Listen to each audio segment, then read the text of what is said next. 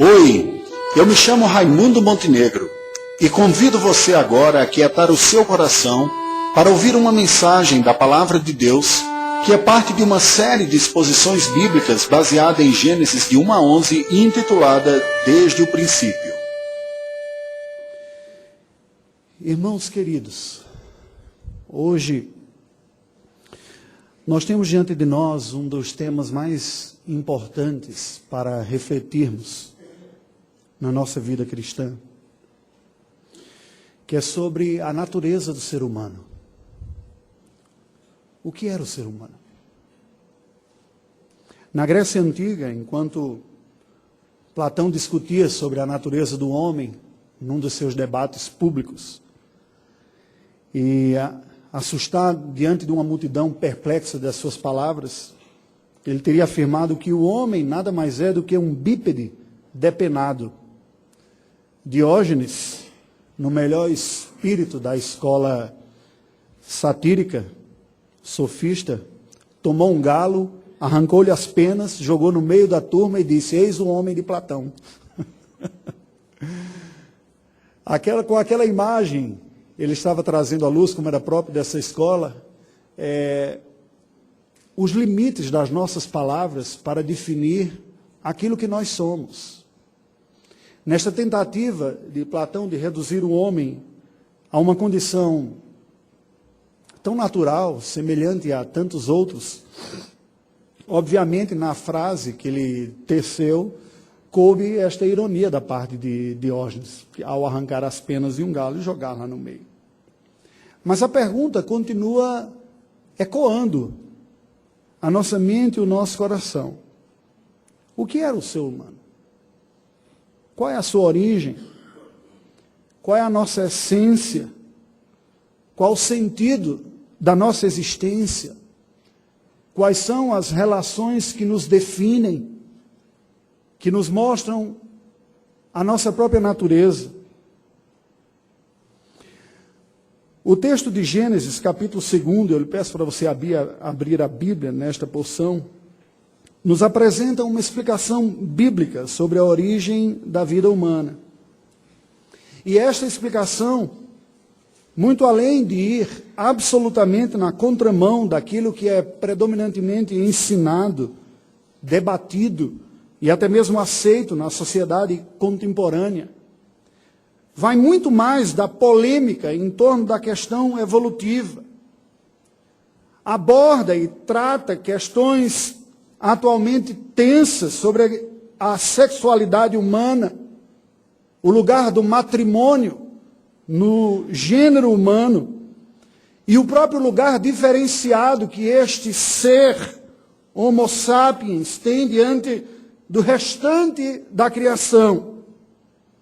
Aborda aqui, numa linguagem belíssima, a identidade essencial da espécie humana, homem e mulher. Nós não podemos cair na tentação de diminuir a tensão que há entre as explicações não bíblicas e não concordes entre si do que é o ser humano, uma visão secularizada que busca, a partir de observações empíricas e especulações filosóficas, tentar entender o homem a partir das suas lutas e da sua constituição física, achando ou procurando uma via média entre explicações evolutivas e aquela revelada na palavra de Deus. Há tensões mantidas aqui necessariamente. E o texto bíblico, que não se propôs a ser um texto científico, por falta de instrumentos próprios àquele que Deus inspirou para fazê-lo, ainda vem envolvido no invólucro de narrativa que lhe comunica uma beleza singular e que torna difícil até mesmo a sua interpretação. As respostas que nós buscamos sobre a nossa natureza essencial só serão seguras enquanto firmemente calcadas estiverem nas palavras da Escritura Sagrada, ainda que desafiando outros enunciados. Precisamos da graça do Senhor para enfrentarmos toda a confusão reinante em nossos dias sobre qual seja a nossa natureza, e podermos confrontar estes argumentos aparentemente dominantes, mas frágeis, sobre a real e essencial identidade humana. Sendo assim, eu lhe convido a acompanhar a leitura que passo a fazer em Gênesis capítulo 2, a partir do verso de número 4, que nos diz: Esta é a gênese dos céus e da terra, quando foram criados, quando o Senhor Deus os criou. Não havia ainda nenhuma planta do campo na terra, pois ainda nenhuma erva do campo havia brotado, porque o Senhor Deus não fizera chover sobre a terra, e também não havia homem para lavrar o solo. Mas uma neblina subia da terra e regava toda a superfície do solo.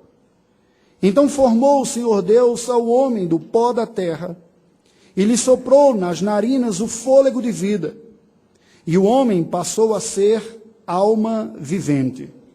E plantou o Senhor Deus um jardim no Éden, na direção do oriente, e pôs nele o homem que havia formado.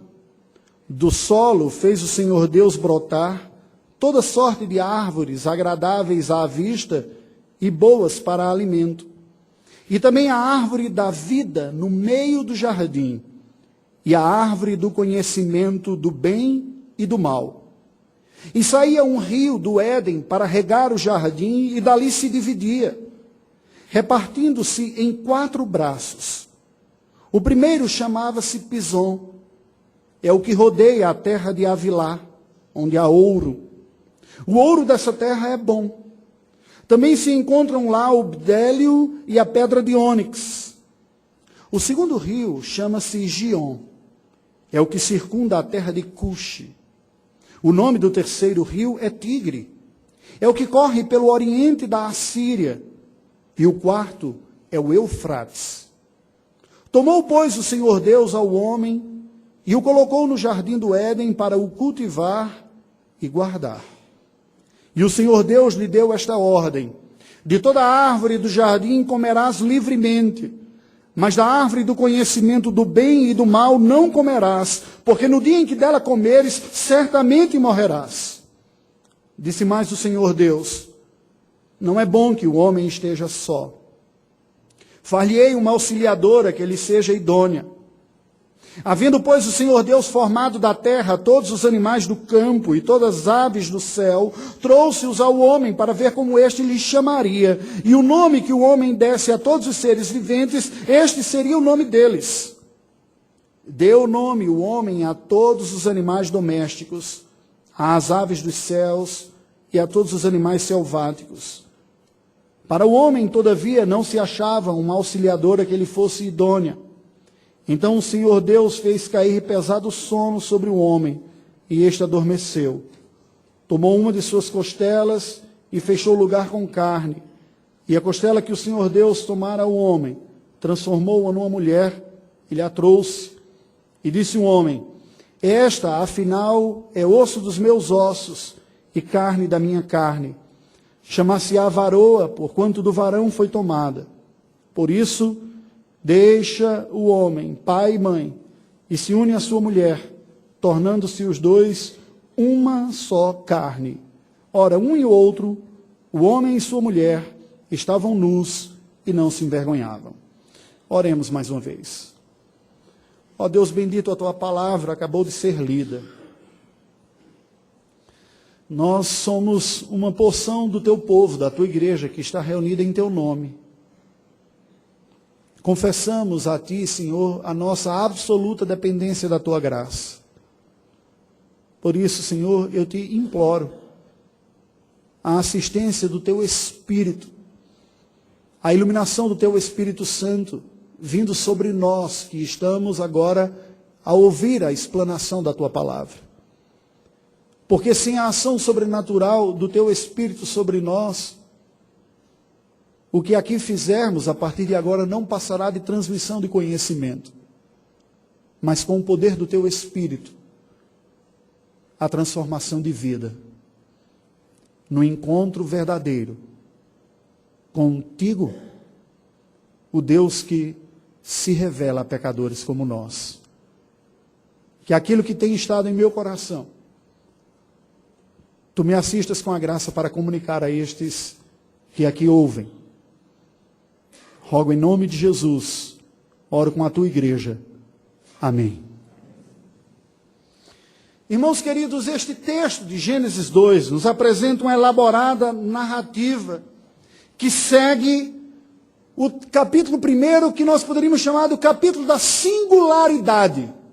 Embora o texto bíblico não tenha sido originalmente dividido em capítulos e versículos, isto foi feito posteriormente para facilitar encontrarmos alguma referência que fizermos. Mas é claro que há uma porção bíblica que se encerra precisamente no verso de número 3, falando sobre a criação. E esta primeira porção não apenas é uma primeira porção, mas ela aponta para a singularidade de Deus, o ser único, autoexistente, que fez a criação. A unidade está no capítulo 1. E em contraste à unidade do capítulo 1, vem a binariedade do capítulo 2. Uma das boas formas de nós entendermos esta segunda narrativa é com o número 2. Ele vai aparecer aqui de várias maneiras, e por isso a estrutura deste sermão também repete o número 2. Há dois blocos principais aqui. Dois aspectos são anunciados sobre a natureza humana, ou sobre o ser humano aqui no capítulo 2. E também dois pactos nos são apresentados aqui no capítulo 2. Mas debaixo de cada um desses dois conjuntos, que já são por si mesmos binários, há mais um conjunto de outros dois binários.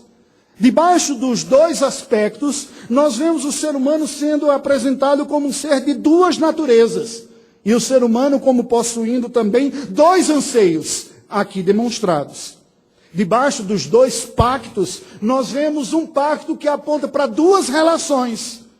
E depois, um pacto que aponta para dois gêneros. Eu penso que este conjunto binário demonstrado nesta segunda porção da Escritura Sagrada, por si só, já foi inspirado por Deus para nos indicar alguma coisa. A nossa realidade é consequente da realidade singular que Deus é. Este Deus singular, descrito no capítulo 1, agora gera um ser à sua imagem e semelhança, que não é autossuficiente, mas que é decorrente da singularidade que Deus é. Nós somos, por natureza, dependentes. Somos segundos. Somos o segundo nesta realidade que Deus criou. Ao ponto dos teólogos bíblicos chamarem e colocarem o ser humano como os vice-regentes da criação. Deus é o grande rei, o regente de todo o seu universo. Mas criando um universo de natureza física, coloca alguém de natureza física para reger em seu lugar este universo. Este que está na condição de vice-regente da criação, o ser humano. E já de antemão nós conseguimos perceber que a sabedoria consistirá, como já falou o reformador genebrino, no conhecimento de Deus e no conhecimento de si mesmo. Aqui consiste o grande desafio do conhecimento humano. No entanto, a despeito desta introdução geral, qualquer leitor atento e sensível e uma mente minimamente inquieta haverá de reconhecer grandes dificuldades interpretativas para este capítulo 2. As explicações propostas pelos estudiosos, independente de suas áreas de conhecimento, variam. Há aqueles que propõem uma leitura mitológica deste texto, ou desta narrativa inicial. Outros proporão uma leitura simbólica. E ainda há aqueles que propõem uma interpretação arquétipa. E o que significa isso em rápidas palavras? A mitologia, explicada pela categoria, tanto na linguística quanto na antropologia, não se trata propriamente nem de uma verdade, nem de uma mentira. mas uma categoria própria produzida pela humanidade mundo afora, de tentar explicar o que é inexplicável a partir de quadros explicativos. Como que isso é possível? Ora, não apontando para uma realidade histórica objetiva, mas para imagens que apontam para uma realidade impossível de se perceber completamente. Grandes narrativas ou metanarrativas são constituídas para dar sentido à origem humana. E neste sentido, se qualifica a narrativa hebraica como um mito hebraico, que apontaria a origem da humanidade no Deus Criador, e não entre outras coisas como são explicadas por aí afora. Uma outra forma que foi proposta de explicar e interpretar esse texto era uma explicação simbólica. Ou seja, o que nós lemos aqui não apontam nem para um grande mito narrativo que tenta usar palavras humanas para explicar o que seria impossível de ser conhecido, mas aponta para realidades representativas. Estas coisas não existiram de fato, mas eram símbolos que apontavam para outra realidade. A realidade da própria natureza humana, dos conflitos e de todo esse cenário que aqui é descrito. Uma terceira maneira de tentar enxergar e interpretar a criação do homem a partir do texto de Gênesis é o modelo do arquétipo, usado inicialmente pelo próprio Platão, que comecei a citar aqui, que na sua maneira de entender todas as coisas, imaginava um mundo perfeito das ideias onde os arquétipos universais estavam constituídos e que se configuravam de forma acidental no mundo material, que era nada mais nada menos do que um reflexo da realidade ideal do mundo dos arquétipos.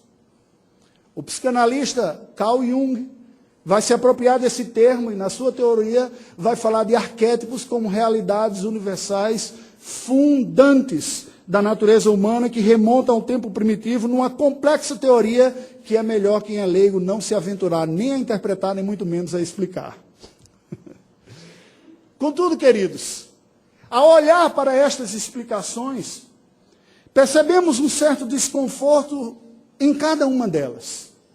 Embora, ao mesmo tempo, cada um de nós que formos honestos e inquietos na busca da verdade, haveremos de perceber que é como se cada uma destas abordagens pegassem um aspecto da verdade, ou apontassem para uma realidade que nenhuma delas por si só consegue explicar tudo. Olhemos para este cenário. Certamente é um cenário muito diferente daquele que nós vivemos. Por isso, proponho, juntamente com outros teólogos, que a melhor maneira de nós interpretarmos este texto e a criação humana é a interpretação do protótipo.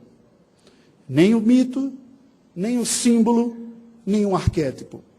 O que é o protótipo? O protótipo nada mais é do que aquele primeiro modelo que serve ele mesmo de modelo para o que vem subsequente. Aponta uma realidade objetiva e histórica como uma maquete de quem faz o curso de arquitetura e que depois vai indicar o que se vai de fato a se construir. Ela existe fisicamente, ela lá está, mas ela não representa a totalidade daquilo que virá a ser. E isso está completamente compatível com aquilo que em teologia bíblica nós chamamos de pacto federativo. Quando Deus criou Adão, criou um Adão real, um personagem histórico, que sendo um protótipo da humanidade, era também o representante de toda ela. E sendo representante de toda ela, tinha o poder de suas decisões trazerem consequências a toda a humanidade. Se não reconhecêssemos a historicidade destes personagens, teríamos grandes dificuldades com outras partes bíblicas que explicam a obra de Cristo em oposição ou em contraste à obra de Adão. Ao se evocar a historicidade de um mito ou de um símbolo, de alguma coisa não real, perde-se a validade do argumento do segundo representante, uma vez que ele seria, como foi, um personagem histórico real. Assim como o pecado entrou no mundo por um homem, Adão, assim a salvação entrou por um outro, Jesus Cristo. E isso faz com que nós nos afastemos de uma interpretação mitológica ou simbólica, ou mesmo arquétipa, mas abracemos como mais conveniente, mais compatível com a coerência e com o relato bíblico, este modelo protótipo. Mas, no entanto, precisamos reconhecer de que protótipo o é, e há algumas singularidades que mudam com relação ao restante do que é representado. E não apenas ao personagem Adão, mas todo esse universo que aqui está. Se não, vejamos. Nos versículos de 10 a 14, nós vemos a ambientação dada deste lugar, que na verdade começa um pouco mais, ainda no verso de número 5. A Bíblia diz que não havia nenhuma planta do campo na terra, nenhuma erva do campo havia brotado, Deus ainda não fizera chover sobre a terra, não havia homem para lavrar o solo, uma neblina subia da terra e regava toda a sua superfície. Versículos 5 e 6. No verso de número 10, nós vemos o texto dizendo que saía um rio do Éden para regar o jardim. E dali se dividia, repartindo-se em 4 braços. Destes 4 braços, 2 nós não fazemos a mínima ideia do que seriam, mas 2 são rios que existem até hoje no Iraque.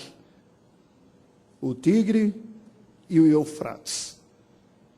Isto por si só já nos coloca este ambiente, este jardim, assim chamado, Jardim do Éden pelo texto sagrado, localizado no coração do planeta Terra, naquele pedaço de chão que está na confluência dos 4 cantos do nosso planeta, o território do Oriente Médio, que se hoje é um deserto, pela narrativa do texto, era um lugar belíssimo, ao ponto de ser chamado um jardim. Isso nos aponta por si só que ocorreu mudanças significativas neste nosso planeta, ao ponto de um jardim se transformar num deserto e perder 2 dos 4 rios que o regavam, ou pelo menos se desconfigurar como não mais estando de acordo com a narrativa original. Mas vejam que esta narrativa toda nos apresenta mais outros elementos. Há uma árvore chamada árvore da vida. E que o homem e a mulher, depois de pecarem contra Deus, são expulsos desse jardim para que não tivessem acesso a essa árvore da vida e assim vivessem eternamente tendo pecado. Mas há também uma árvore do conhecimento do bem e do mal. Não há como nós não lermos essa história e não sentirmos aquele... Gente, isso parece uma fábula primitiva, um mito.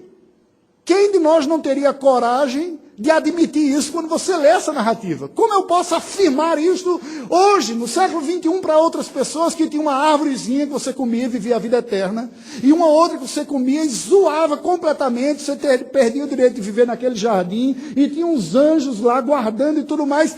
É claro que este cenário aqui é um cenário absolutamente diferente do que nós conhecemos.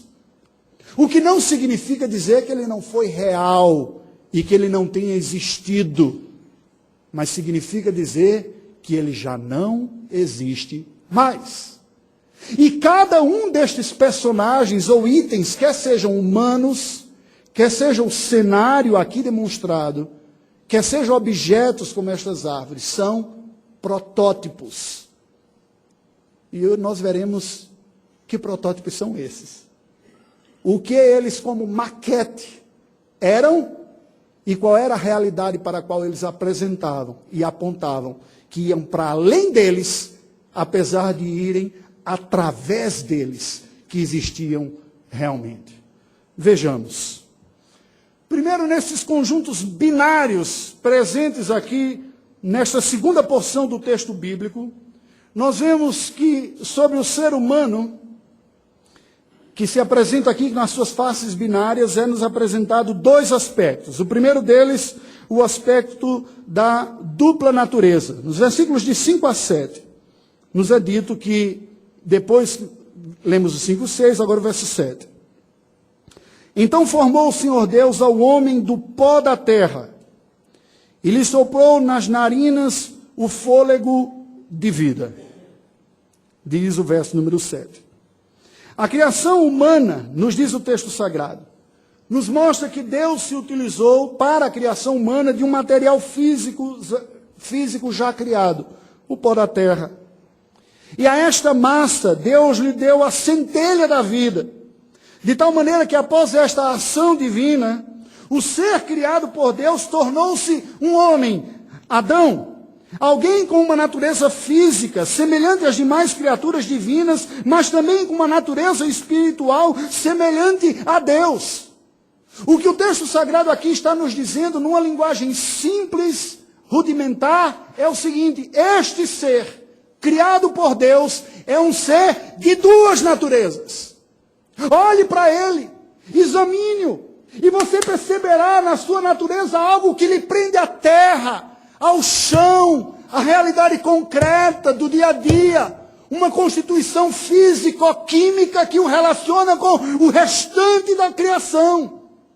Façam um exame, testem o seu material, vejam o ciclo de vida deste ser, a semelhança biológica com os outros seres que Deus criou. Ele é constituído da mesma matéria física que o restante. É um ser binário que tem uma natureza física semelhante a outros primatas, em algum sentido semelhante a todo o restante da criação, aos seres animais, os animais como um todo, e até mesmo outros tantos como simples mistério da vida aqui. E é indiscutível a similaridade que há entre nós humanos e o restante da criatura de Deus, ou das criaturas de Deus, perdão. A ponto daquelas pessoas que não consideram o elemento eterno reduzirem o homem simplesmente a um objeto evoluído, a um primata evoluído, ou uma massa carbonada privilegiada por seleções ao longo de milhares e bilhões de anos que conseguiu fazer conexões e sinapses neurológicas ao ponto de simbolizar as coisas. E uma boa parte disso, se não uma parte significativa disso, é passível de exame e de estudo, o que é feito nas universidades. Vá lá, estudantes, estudem, examinem a natureza biológica humana, comparem com a dos outros animais e vocês encontrarão paralelos, e isto não nega Deus, apenas reforça o que o texto sagrado diz. Este ser tem uma natureza física, e ao ter uma natureza física, está contingenciado pela realidade física e material. Experimentamos e sofremos tudo aquilo que alguém de natureza física experimenta sobre esta terra. Nascemos, crescemos, nos reproduzimos e morremos. Temos músculos, órgãos, sistemas, como todo o restante da criação. Deus nos fez assim. Mas não só isso. Se ele é binário na sua natureza, existe algo neste ser que Deus criou, que aponta para uma natureza transcendental, não imanente, não física, não material, mas espiritual, eterna, significativa. Nós somos a única espécie capaz de simbolizar, de nos percebermos com autoconsciência, de tentarmos entender quem somos, de onde viemos e para onde vamos, de atribuirmos significado às nossas lutas, histórias, de projetarmos os nossos sonhos, de simbolizarmos os nossos sentimentos, de grafarmos as nossas ideias, de comunicarmos através de códigos os mais diversos possíveis, através dos mais distintos idiomas, ideias que estão em nós. E esta potência é divina.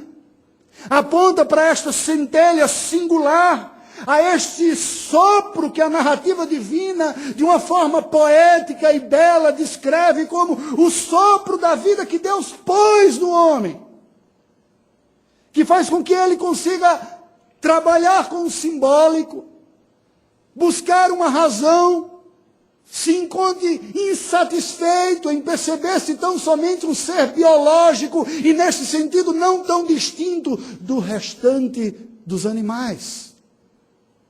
Há algo que fez com que esta espécie, que não é a mais forte, dominasse sobre todas as outras.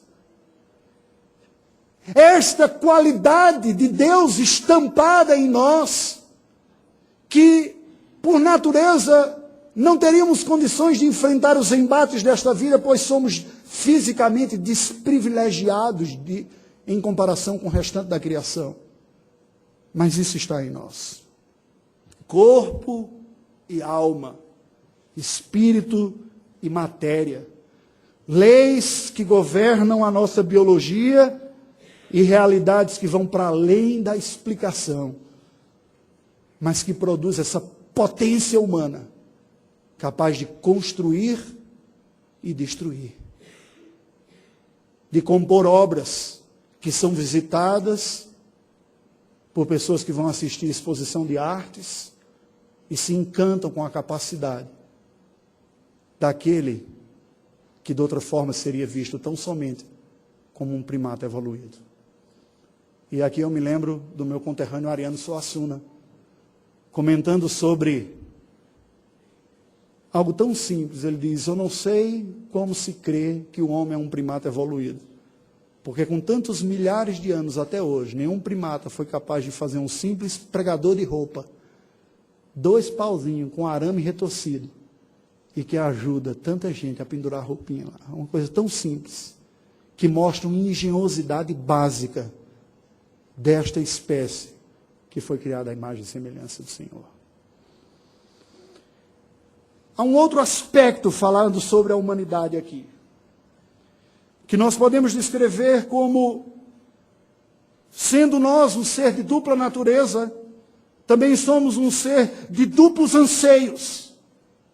E estes anseios em potencial dentro de nós foram postos diante de nós como espécime, diante dos nossos primeiros pais, lá naquele jardim perfeito, e são prototificados nas árvores da vida e na árvore do conhecimento do bem e do mal.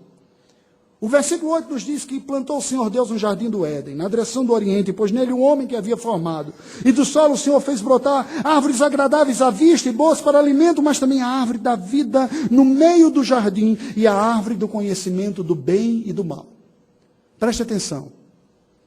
Aqui não é fábula, nem historinha semita para pôr medo no filho na hora de dormir. Aqui são protótipos. Deus colocou o homem no jardim, onde tudo que ele precisava ali estava disponível. Mas no meio de tudo aquilo, naquela concretude típica de Deus fazer as coisas e do semita enxergar a realidade, Deus coloca concretamente 2 objetos que são protótipos: a árvore da vida e a árvore do conhecimento do bem e do mal. Estes 2 protótipos apontavam e indicavam para 2 potências, 2 capacidades binárias que o homem tem dentro de si. Um anseio da nossa vocação para a vida na sua plenitude e a eternidade com Deus, lá na árvore da vida, condicionada pelo Senhor a viver para a vontade do Senhor. O desfrute daquela árvore estava condicionado a isso. E uma outra, a árvore do conhecimento do bem e do mal, apontando para uma necessidade de que o conhecimento de Deus, o serviço a Deus, ela fosse consequência de uma escolha consciente e moral. Porque Deus disse: vocês têm acesso a tudo. Mas no meio de tudo que vocês têm acesso, existe um projeto de vida e um projeto de não vida. O projeto de não vida está exatamente naquela tentação que o homem veio a cair no capítulo seguinte, de querer ser o que não é e ter acesso àquilo que não lhe é dado. Quando o tentador vem a tentar o homem e a mulher, diz: é certo que vocês não vão morrer. O que Deus não quer é compartilhar a sua sabedoria com vocês. E instiga no homem Este potencial que havia adormecido e não inclinado dentro dele, mas um potencial real, uma vez que ele era criatura e não era criador, não era perfeito. E esta condição de ser perfeito, relativo ao homem, só se concretizaria à medida que ele continuasse na dependência daquele que é perfeito. Pois só quem é perfeito o é. E aquele que não é perfeito pode experimentar a perfeição enquanto relacionado ao perfeito está. Pastor, você complicou agora. Você tem a vida para viver. Mas a vida vai ser vivida em mim. Para mim. Comigo. Viva comigo. Aceite o meu projeto perfeito para a sua vida. Esteja em minha dependência. Conviveremos por toda a eternidade. Mas como escolha real que você tem, e estes aqui tinham o chamado livre-arbítrio, que significa dizer a potência, a capacidade de agir contra as inclinações do seu próprio coração. É isso que significa livre-arbítrio em teologia. Não confundamos com livre agência, oportunamente podemos trabalhar melhor isso. Que nada mais é do que a responsabilidade real pelas suas decisões. Todos nós tomamos decisões, que em última instância são consequência das inclinações e as direções que a nossa consciência aponta. Mas esses seres perfeitos aqui conseguiram tomar decisões contrárias à natureza santa que havia dentro deles. E por que isso foi possível?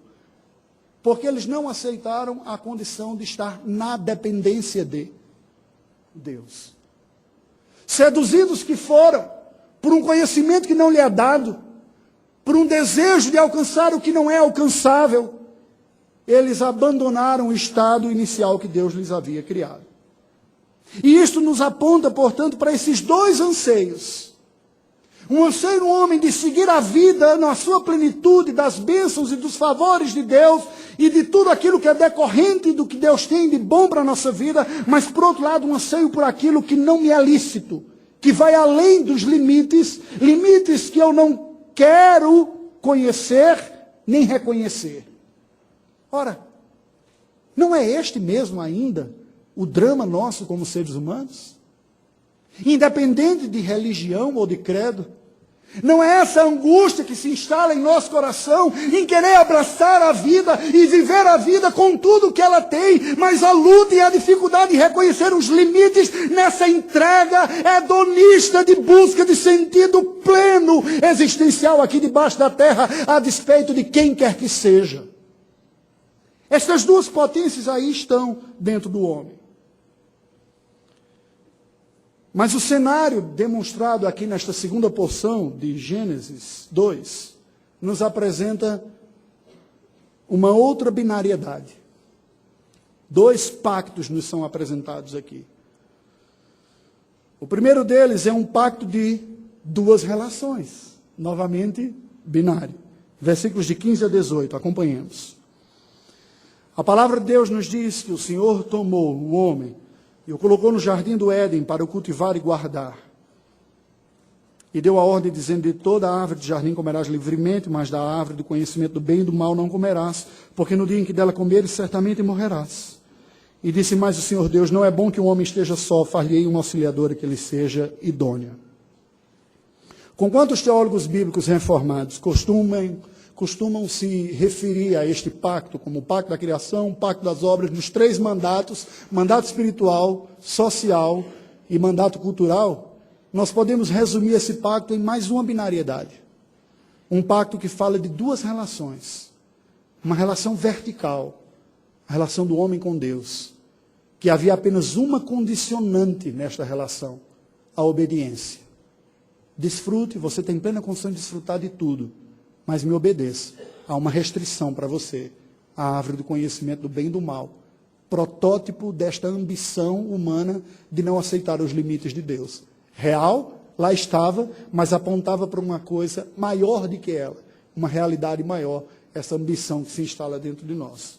E um outro relacionamento, um relacionamento horizontal, que neste aspecto horizontal envolve as relações sociais na relação entre a espécie e a relação com o mundo como um todo, com a criação. Nesta relação com a criação, nós vemos Deus instituiu o homem no jardim para cultivar e guardar, para trabalhar. Nós não conseguimos entender a espécie humana sem entendê-lo nesta potência de transformação, de manutenção, de realização, de interferência, para a sua própria manutenção, mas para um cuidado mordômico da criação. Permitam-me o neologismo. Este cuidado com essa criação que Deus nos deu. Tudo isso está envolvido nesse aspecto das relações horizontais que aqui estavam. Oh, você não está só. Você haverá de se manter pelo esforço do seu trabalho. Isto é bênção de Deus. Isso deve mudar a nossa maneira de olhar a vida, de olhar o trabalho, olhar o esforço do nosso dia a dia. Buscar o pão de cada dia é uma bênção. E embora alguns olhem como castigo que ocorreu depois da queda, nós temos que nos lembrar que o trabalho foi dado antes do pecado. O trabalho não é castigo para o pecado. É condição sine qua non do ser humano, que aqui está não como um parasita, mas como alguém que tem responsabilidades, que que colhe como consequência dos seus esforços o suficiente para a sua manutenção, mas que tem responsabilidade com o ambiente que está, o próximo e o planeta. E é curioso porque a primeira atividade que o homem fez não foi nem mesmo física, foi intelectual. Porque o texto sagrado nos diz que Adão nominou todas as espécies que há. A nominação pressupõe categorização. A categorização, podemos dizer, já foi o primeiro trabalho científico feito pelo homem. Dividir toda a realidade em categorias. Colocá-las, nominá-las para administrá-las. Aqui está uma relação vertical, uma relação horizontal. E por fim, o texto sagrado nos mostra um outro pacto. Se este primeiro pacto é um pacto de duas relações, vertical e horizontal, há um pacto essencial à vida humana, que torna possível a perpetuação desta vida, o pacto matrimonial, descritos a partir do verso número 19, com o seu devido contexto. Acompanhemos. Havendo, pois, o Senhor Deus formado da terra todos os animais do campo e todas as aves do céu, ele deu os nomes, já vi aqui, verso 20, a partir do 21. Então o Senhor Deus fez cair pesado sono sobre o homem, e este adormeceu, e tomou uma das suas costelas, e fechou o lugar com carne. E a costela que o Senhor Deus tomara ao homem, transformou-o numa mulher, e lhe a trouxe. E disse o homem, esta afinal é osso dos meus ossos e carne da minha carne. Chama-se-á varoa, porquanto do varão foi tomada. Por isso deixa o homem pai e mãe, se une à sua mulher, tornando-se os dois uma só carne. Ora, um e outro, o homem e sua mulher, estavam nus e não se vergonhavam. O que é que nós vemos aqui? Um pacto de dois gêneros. Novamente, mais um argumento binário aqui. Dois. Desde o capítulo 1, descrito que Deus criou o homem, literalmente no hebraico, macho e fêmea. Na língua portuguesa, há uma denotação meio rude falar macho e fêmea. Não é? Nós não usamos esse termo para seres humanos no dia a dia. Mas a ideia aqui é exatamente apontando para a sexualidade, para esta característica identitária, essencial, binária no homem, entre macho ou fêmea. Claro, distinta, suficiente e simples assim. Assim fomos criados. Somos distintos. A criação foi distinta.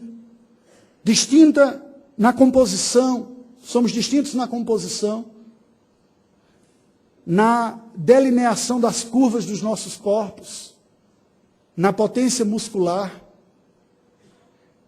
nas qualidades mais específicas, masculina e feminina, desde a ambientação geográfica até de outras habilidades relacionais, que são distintas.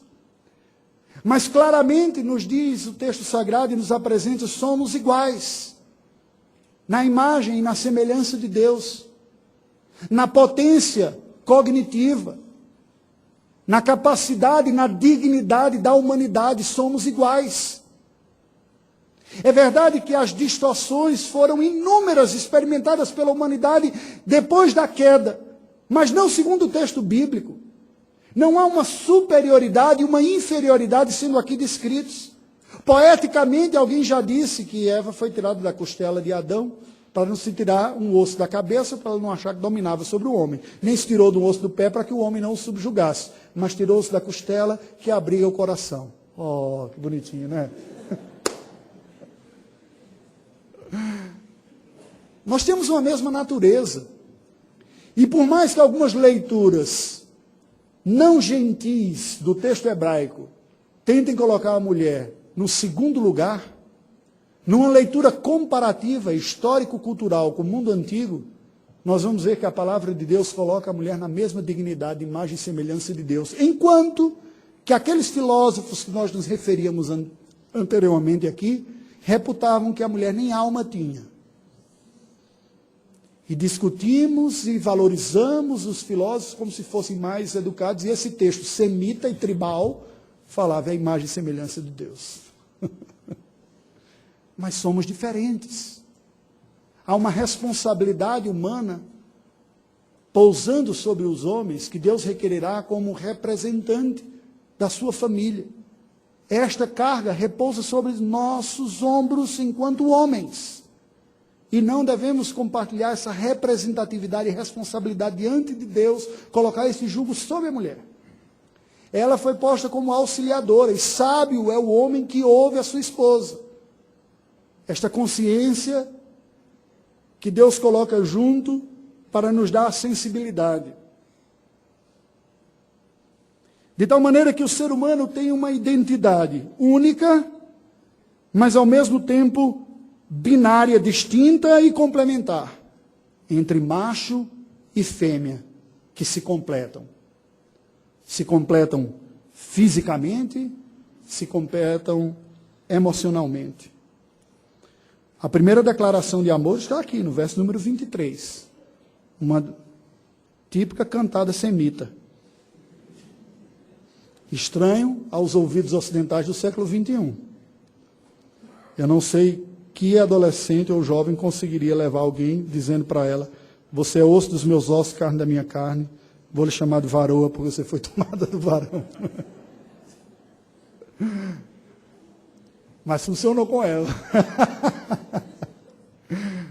Quando Adão desperta daquele sono cirúrgico e vê ao lado finalmente alguém compatível a si, ele se encanta e produz esse poema hebraico. Ele se declara. E o texto nos apresenta no verso 24, de uma forma bem resumida, esta relação binária e a sequência planejada por Deus, que vale para sempre para a espécie humana. Deixe o homem pai e mãe, ou seja, quando ele crescer e for capaz de dirigir a sua própria vida e não continuar mais na dependência do papai ou da mamãe, deixe a casa do papai e da mamãe. Se una à sua mulher. Agora, não viva como um solteirão, jogando videogame, pelada de bola, happy hour na sexta-feira, tomando cerveja a vida toda. Não é? Una-se. Constitua uma nova unidade. Faça surgir um novo centro familiar. Constitua uma nova família. Dê esse testemunho público. Não faça nada escondido. Assuma as implicações de uma união responsável conforme a configuração de cada sociedade. A isso chamamos de casamento. E cada sociedade tem o seu modo de executar isto. O que importa é que faça objetiva e claramente. E por fim, como uma consequência, no terceiro ato, tornem-se os dois uma só carne. Há muito mais aqui do que simplesmente se consumar com um ato sexual a união. Embora a ordem esteja claramente demonstrada, quem amadurece e tem condições de sair de casa e constituir uma nova família, é este que assume publicamente esse compromisso e consuma isso com direito a este presente que é a intimidade sexual. É este o modelo bíblico. A inversão destes fatores trará problemas. Porque ninguém se une a uma outra pessoa no nível de intimidade tal, de intimidade sexual, sem emprestar um pouco da sua alma e sem carregar um pouco da outra alma para si. O nível de desnudamento psicológico e emocional que uma intimidade sexual propõe, apresenta ou se experimenta é tamanho que a separação disso não tem como ocorrer sem rasgar um pouco de um pedaço de cada um. Preste atenção. Porque eu tenho tanta dificuldade das pessoas que lutam absolutamente contra o divórcio como se fosse uma questão puramente de cumprimento da lei. Não se trata aqui simplesmente de ser certo ou de ser errado. Se trata de uma proteção divina para o gênero humano. Não separa, tem consequência, arranca. A carne que foi unida um dia, que se comprometeu, que sonhou junto, que emprestou sonhos, que trocou mais do que fluidos, trocou essência, natureza, compartilhou o leito. Ela se une de uma forma tal que ao se separar não tem como não se arrancar um pedaço. E este pedaço arrancado é arrastado pela vida. Ninguém entra num relacionamento de intimidade profunda como o sexo, sem depois carregar consigo memórias para o resto da vida. Comparações que virão, fantasmas que circundarão este novo relacionamento, porque buscou na vida viver como um bom vivant e não experimentar aquilo que Deus disse. Deixe e se una e vivam assim, com a bênção de Deus. É este o modelo. Jovens, atentem a isso. A intimidade sexual não nos foi dada para gozarmos os prazeres da vida. Ela foi dada como um presente de Deus para um relacionamento que busca o crescimento e o aperfeiçoamento. E o texto termina com o versículo 25, dando um tom quase que cenas do que em breve viria a acontecer. Ora, um e outro, o homem e sua mulher, estavam nus e não se envergonhavam. Havia uma pureza, não uma ingenuidade, uma pureza nos nossos primeiros pais, que faziam com que eles se vissem e se vissem bem. Sem conotações negativas com este olhar, sem bloqueios de roupas ou de máscaras. Este ser humano original, protótipo da humanidade, não permaneceu como originalmente criado. Ele pecou. Adão, cujo significado é humanidade, e Eva, que vem herdar esse nome só depois, como a mãe da vida, a geradora da vida. Este pecado afetou todas essas binariedades que nós vimos aqui. A binariedade da natureza humana. Este ser de dupla natureza agora parece que não consegue mais viver em harmonia.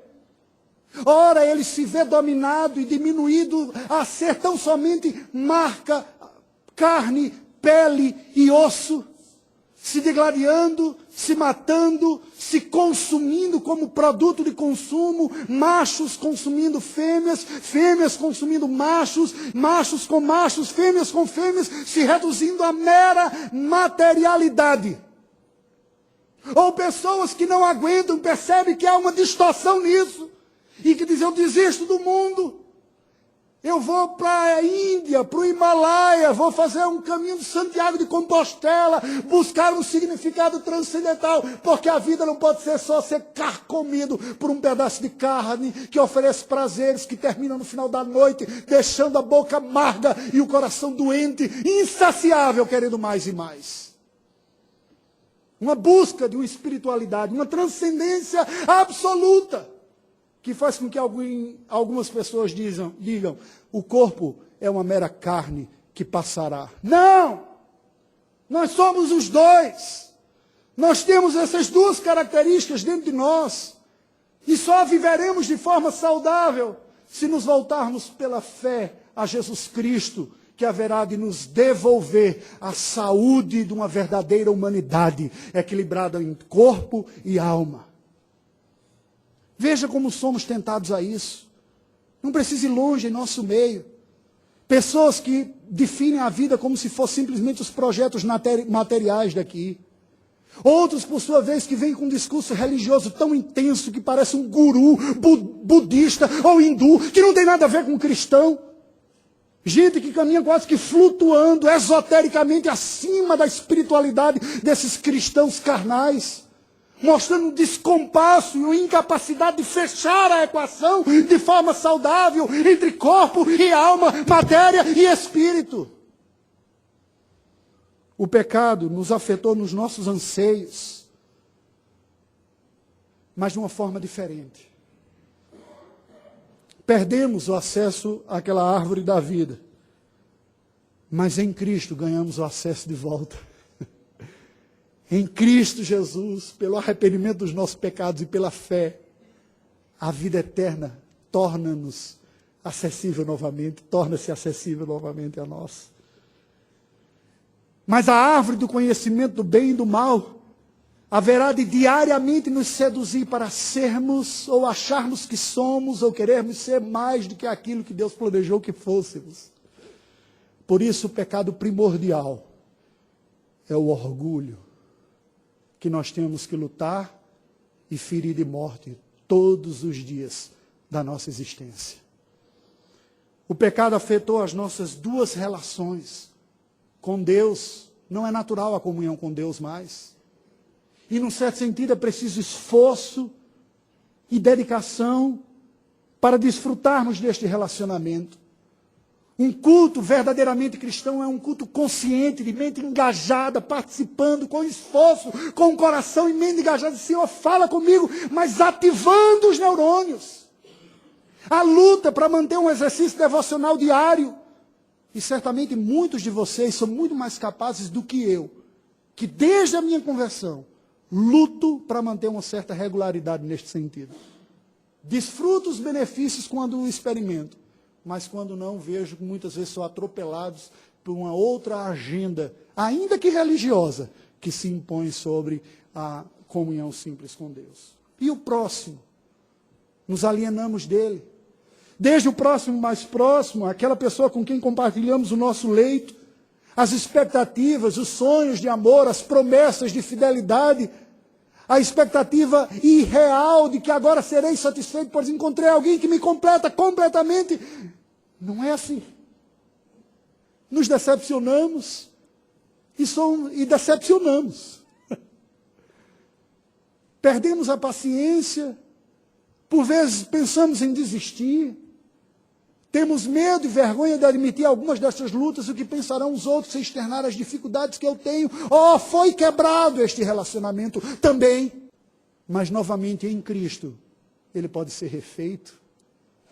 Mas não há vida debaixo do sol que não seja revivida ou restaurada sem o perdão, sem a capacidade de doar-se mais do que espera receber.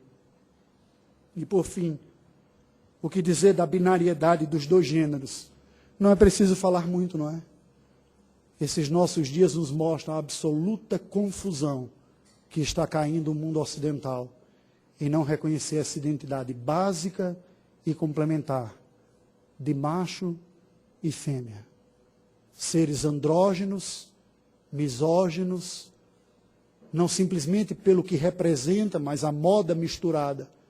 É uma expressão de uma mente misturada que tem predominado. Que Deus tenha misericórdia de nós, para que em Cristo resgatemos e reconstruamos todas essas binariedades que nos compõem. Nós, seres criados à imagem e semelhança do Senhor.